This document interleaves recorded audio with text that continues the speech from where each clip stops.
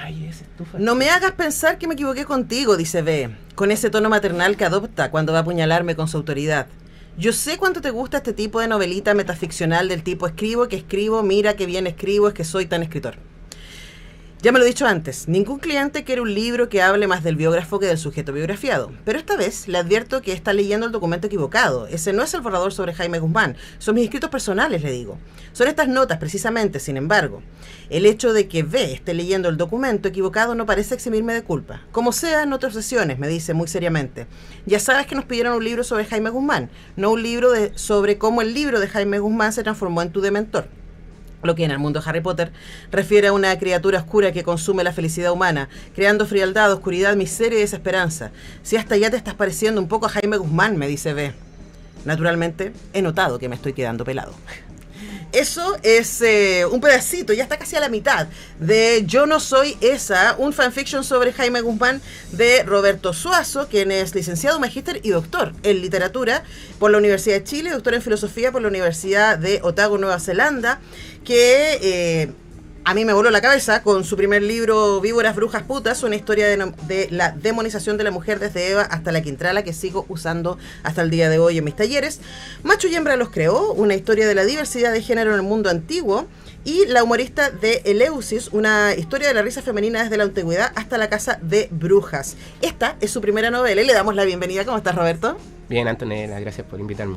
Tú sabes que somos fans, que me encanta tu trabajo y que de hecho me dio mucha curiosidad cuando me enteré que estaba sacando una ficción. Claro. Que sí y no es una ficción. Entonces quería preguntarte por, primero, el ejercicio, ¿no? Porque esta no es una biografía sobre Jaime Guzmán, es el relato novelado de alguien que está tratando de escribir una biografía sobre Jaime Guzmán, pero que además es una biografía muy específica porque la Fundación Jaime Guzmán y uno de sus principales sostenedores y discípulos de Guzmán le piden hacer una biografía de Guzmán pop, de Guzmán coqueto, de Guzmán con pareja, de Guzmán más liviano y humano, y él por supuesto se da cuenta que hay poco material para hacer eso, ¿no? Entonces cuéntanos respecto a ese acercamiento y al formato que escogiste desarrollar. Bueno, este libro lo escribí durante la pandemia en Nueva Zelanda. Estaba haciendo una tesis y diversifiqué la escritura, porque me acordé que 10 años atrás había tenido la idea de hacer una novela seria acerca de Jaime Guzmán, una novela histórica, que no prosperó, obviamente. Y bueno, quedó ahí, pendiente. Y estando ahí en esa situación, lo que hice fue volver a investigar y me metí a la Fundación Jaime Guzmán, a la página, y descubrí que tenían un archivo virtual lleno de material escaneado, notas de prensa escritos de él, mecanografiados, y una serie de cosas donde me di cuenta en primer lugar que siempre él escribía una columna acerca del Festival de Viña del Mar todos los meses de febrero, que no se perdía ningún festival de Viña, que se declaraba hincha del Festival de Viña, que lo defendía a morir contra toda crítica. Esa parte es verdad. Es verdad. De hecho, esos documentos que aparecen ahí son reales. Son reales. ¿Los de San Jerónimo también? Ah, no, eso lo inventé yo. Vamos a ir ahí a cuánto es verdad y cuánto es ficción. Aunque se parece Guzmán a San Jerónimo. Pero ya, lo que encendió como la idea, más precisamente, fueron como unas especies de textos en homenaje que saca la Fundación Jaime Guzmán cada cierto tiempo. Le titulan algo así como Testigos de una vida de servicio público. Y son textos que traen varios acápites, diferentes aspectos de la vida de Guzmán. Y aparece el testimonio de alguien, algún gremialista, algún UDI, alguna personaje televisivo, porque como el mundo que lo rodeaba era bien bueno para la televisión. Y entre esos acápites aparece el lado humano de Jaime Guzmán, donde hablan del Festival de Viña, pero en especial hablaban, y con insistencia, le tratan de vincular con dos cantantes. Tratan de hablar de que tuvo un affair veraniego con dos cantantes. Maritrini, paréntesis, Maritrini, cantante española, Yo no soy esa, es la más famosa canción, era lesbiana, no sé, estaban mal informados, pero bueno, hablan de que en el Festival de Viña de 1976 pasaron una noche, una conversación íntima en el Hotel Miramar. Difícil de creer. Pero solo ese detalle, solo ese enunciado, ya, punto, eso es lo que dicen. Y la otra cantante con que lo vinculan es con Nidia Caro. De hecho, hay la única foto de Jaime Guzmán en una actitud coqueta con una mujer es con Nidia Caro. tuvieron una conversación. ¿Qué? Uno interpreta de coquetería, porque no está contento, está como charachera, así, Nidia Cara lo está escuchando. Bueno, también tuvo una entrevista con Raquel Argandoña, que Raquel Argandoña también trató de ser coqueta con él y se puso tímido, pero igual contestó y estaba toda la gente de la UDI así como nerviosa en ese, está el video en YouTube. Son pocos acercamientos a lo femenino de Jaime Guzmán. Entonces ya, a partir de esa insistencia de que aparecían en estos libros en homenaje, en estas publicaciones, se me ocurre la idea de, claro, que la Fundación Jaime Guzmán le encomendara a una editorial y a un escritor fantasma, estos escritores que escriben a nombre de anónimos, que elaborara esta historia, que elaborara una historia humana de Jaime Guzmán, el lado festivalero, el lado farandulero, por decirlo así. Un lado pop. Un lado pop, y que tratara en lo posible de desarrollar un romance heterosexual de Jaime Guzmán con una de estas cantantes. Yo le metí a la Rafaela Carrà también ahí. Sí. Y obviamente yo interpreto que esto intentar vincular a Jaime Guzmán como un galán viñamarino, festivalero con esta cantante, tiene que ver con una especie de respuesta al rumor de la homosexualidad de Jaime Guzmán. ¿Ya? Pero son vínculos inverosímiles, no hay más que agregar a lo que dice eso. Además no hay ninguna prueba. Para nada. Y todo indica lo contrario, que Jaime Guzmán no tuvo mayor relación sentimental o sexoafectiva con ningún hombre, con ninguna mujer, con nadie. Célibe total. Totalmente célibe, no sé si... Eso es lo que sabemos. Sí. No, sí, claro, si hay testigos de otra cosa. Claro. Pero eso es lo real. Ese es el sujeto real, que además se hace una pregunta muy interesante el biógrafo, ¿no? A lo largo, cuando empieza a meterse, y es como, ¿cómo este sujeto real? Porque él está tratando de decir, ¿cómo armo algo con datos que no existen? No tengo que ficcionar derechamente. Y otra cosa que cuesta mucho también entender es esta idea de el místico, ¿cierto? El religioso, el hombre de alta moral, pero que al mismo tiempo es capaz de ser el principal civil involucrado en la construcción de la dictadura. Claro, o sea, mencionar el nombre de Jaime Guzmán y ponerse a hablar de política y hablar de dictadura. Entonces la misión era imposible hacer un texto de Jaime Guzmán que lo desvinculara de eso. Ahora, el tema del celibato, el posible ascetismo de Jaime Guzmán es algo que uno puede ver viendo la biografía. O sea, Jaime Guzmán no quería estudiar leyes, quería ser cura, pero la mamá Carmen Errázuriz lo obligó a estudiar. Ese es como el momento icónico, digamos. Si no hubiese pasado eso, estaríamos en otro mundo. Y de hecho se sabe que antes de morir, antes de que lo asesinaran, un mes antes se juntó con Chadwick, en una entrevista que dio Chadwick, donde Jaime Guzmán le confesaba que quería retirarse del Senado y internarse en un monasterio. Eso también está en el libro, y te iba a preguntar si eso era cierto o no. Cierto. Eso se lo dijo Chadwick. Sí, el monasterio de las Carmelitas. Que estaba listo, ya el 91 dijo, ya suficiente, ya hemos hecho lo que hemos hecho, me retiro. O sea, él decía que fue político de la fuerza en el fondo porque, bueno, ya apelaba a la parábola de los talentos, que tenía que hacer los dones que Dios le había dado, y el don de él era, bueno, ser un sofista, un buen orador y un excelente estratega, digamos, para perpetuar un orden de cosas, que es lo que logró hacer con la Constitución del 80 y la democracia protegida. Ahora, conversamos con Roberto Suazo, autor de Yo no soy esa, y tengo muchas preguntas. Dale.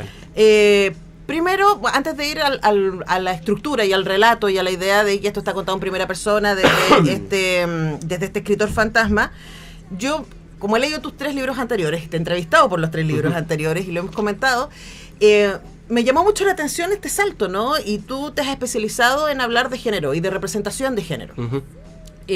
No solamente de cómo culturalmente se ha construido imaginarios desde lo femenino para castigarlo, sino también de las diversidades sexuales en tu estupendo libro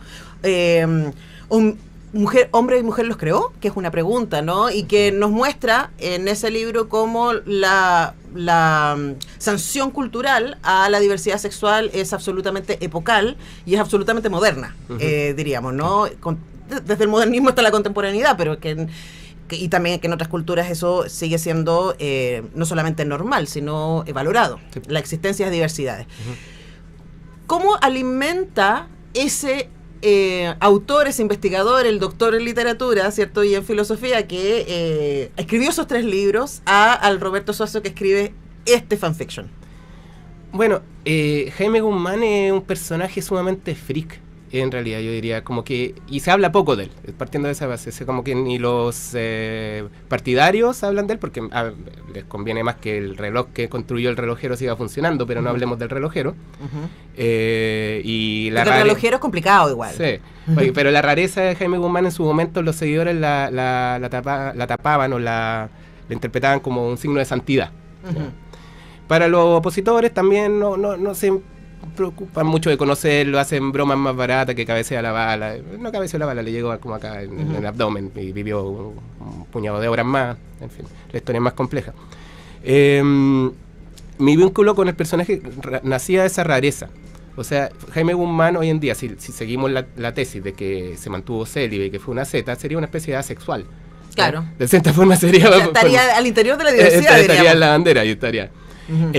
Ahora, si perseguimos también la historia del ascetismo, que Jaime Guzmán practicaba un ascetismo, yo lo vinculé con San Jerónimo, desgraciadamente no encontré eso en sus papeles, pero se parecen mucho, San Jerónimo y Jaime Guzmán. San Jerónimo yo lo tuve que estudiar, un padre de la Iglesia Católica que vivió en el siglo IV, que se dedicaba al ascetismo, que iba al desierto a tener luchas contra la carne. Y que fue el primer traductor de la Biblia. De la Biblia del arameo al latín. Es un ghostwriter, es un escritor fantasma de Dios. Entonces... De los apóstoles también. Claro.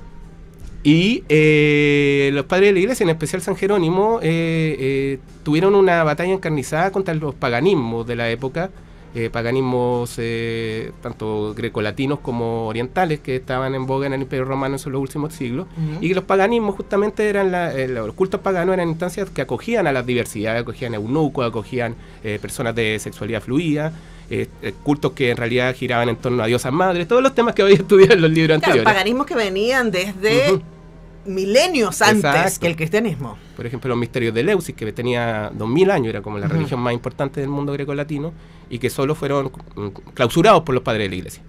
Entonces, como que me pareció una extraña simetría eso, como San Jerónimo contra los, luchando contra la tentación demoníaca. Contra las bailarinas del desierto. Contra las bailarinas del desierto.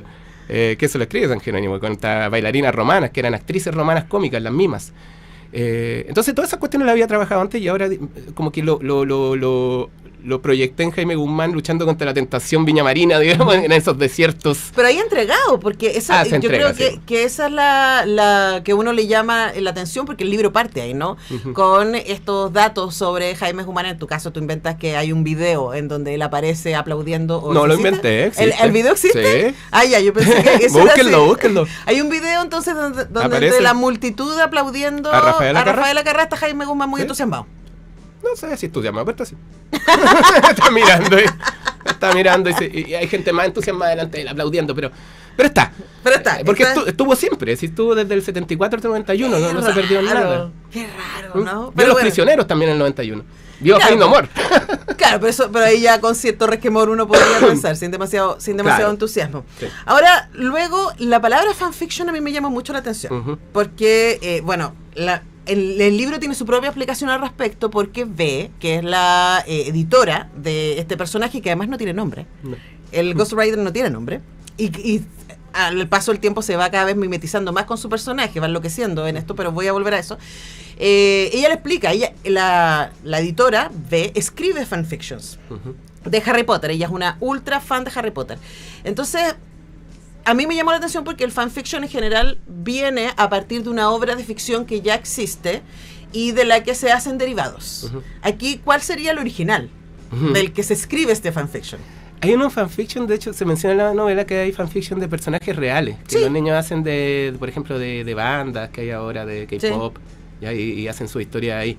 Entonces sería un fanfiction de ese tipo, lo marqué. Está anclado en la realidad, RPF, claro. Real Person Fiction. Sí, exacto. Escribir un RPF es como escribir cualquier otro fanfic. Es esencialmente una historia ficticia, pero con una verdadera persona real. Alguien que realmente existe o existió en la misma dimensión que tú. Por supuesto, las personas reales no se salvan de él ya hoy, que es lo que ella escribe, que tiene que ver con homoerotismo, básicamente. Claro, homoerotismo, cambiar un poco el canon de la obra y meter ahí... digamos, personajes de género y sexualidad diversa, y pareja imposible. Eso de hecho Entonces, me llamaba la espérate, atención. el real sería el personaje, Sí, Jaime Guzmán de real. Real Thing, pero tú lo estudiaste un montón Sí, para po. escribir esto. Es que Jaime Guzmán ya ofrece como espacios para juegos de yaoi o slash, que son como los que hacen en el fanfiction. Me gusta también el fanfiction porque es un género marginal, menor, pero eso es lo que están escribiendo los jóvenes ahora. Sí. Y tiene esa libertad de, digamos, torcer el mundo canónico. Y ojo, que de ahí han salido... Exacto. No voy a decir alta literatura porque no, pero sí bestseller como Sí. Las sombras de Grey, y estoy pensando que la Fran Solar se hizo muy famosa con un fanfiction de Harry Potter, de hecho. Y yo pienso, porque, bueno, tú sabes que yo en realidad soy más experta en literatura premoderna, Sí. llego hasta el siglo XVI, después no me importa mucho la concepción del autor ni de la propiedad intelectual a mí. Ajá. En cambio, en la Edad Media y para atrás, todos escribían fanfiction. Dante, la Divina Comedia, es una enorme fanfiction de Virgilio, Virgilio, fanfiction de Homero, los trágicos griegos también, fanfiction de Homero. Hay una comunidad de escritores, digamos, continuando obra, ampliando universos, entonces yo Los encuentro que... retellings contemporáneos de los griegos son, diríamos, tomando la tradición, ¿no? Exacto. Ahora, Roberto, para cerrar, a ver, es un fanfiction, entonces es la escritura de una biografía, eso es, Sí. Yo no soy esa, que juega con tratar de inventar a un Jaime Guzmán más liviano, más coqueto, más gozador de la vida, que realmente parte de la frustración del personaje, del protagonista, es que no lo encuentra en ninguna parte, Claro. ¿no? Pero se empieza a obsesionar también, y empieza a mimetizarse de alguna manera con esto que va encontrando, y empieza a alucinar, ¿no? Sí. Para cerrar, preguntarte por ese ejercicio también, por el del escritor que alucina con su sujeto de escritura. Claro, a mí me interesó también que fuera como un escritor pretencioso. Yo también lo fui alguna vez, ahora como que en realidad no tengo ninguna pretensión literaria. Frustrado, y que de cierta forma se le torciera la escritura o la orden de escribir una biografía con esas reglas, con esas premisas, y terminaba escribiendo algo como una especie de autoficción que está tan de moda ahora, pero también terminaba siendo una parodia al género, porque la autoficción generalmente presenta un escritor así serio, que es... no sé, se representan a sí mismos de una manera más grave, más elogiosa. En cambio acá hay un ejercicio de autoparodia, de autodegradación, que también me viene de la literatura medieval, debo decirlo, porque hay, en realidad siempre está esos juegos autoparódicos de los escritores medievales. Como que se ha perdido eso ahora, como que los escritores se representan, se toman demasiado en serio. Y acá hay un ejercicio de autodegradación de un personaje que finalmente no logra, que escribe mal, que es muy pretencioso, que no logra el objetivo, que termina al final escribiendo otra historia, y otra historia que irremediablemente se encuentra con lo que siempre te vas a encontrar cuando investigas a Jaime Guzmán, con la perversión, el horror detrás de bambalinas. Sí, pues. Porque el Festival de Viña no era más que una especie de pantalla, digamos, para ocultar... Un pinwash, diríamos. Para ocultar lo que realmente pasaba. Tengo una continuación de esta que es del festival de... no sé si va a salir, pero trata del festival de 1974, el primero de la dictadura, y lo narra Camilo VI. Ese. Mira, bueno. Pero quería terminar con eso. Que justo en el 74, para terminar la idea anterior, claro, estaba cantando Camilo VI y estaban torturando gente en la Esmeralda. Eso es lo que tú te encuentras cuando investigas esto. Eso hace el horror más horroroso. Exacto. Aún. Porque la frivolidad mezclada con el horror, digamos, crea ese efecto. Bueno, además, la cultura del espectáculo, diríamos, ¿no? Exacto. La sociedad del espectáculo. Bueno, Yo no soy esa es un libro divertido igual, hay que decirlo, uno está todo el rato diciendo ¿quién es este? Jaime Guzmán, quien es el narrador también, está editado por La Pollera, hemos conversado con su autor, Roberto Suazo. Gracias por venir, Roberto, un gustazo. Gracias, Antonella. Gracias por venir al nuevo hogar. Nosotros vamos a la música y ya regresamos para más conversaciones en Comunicarte.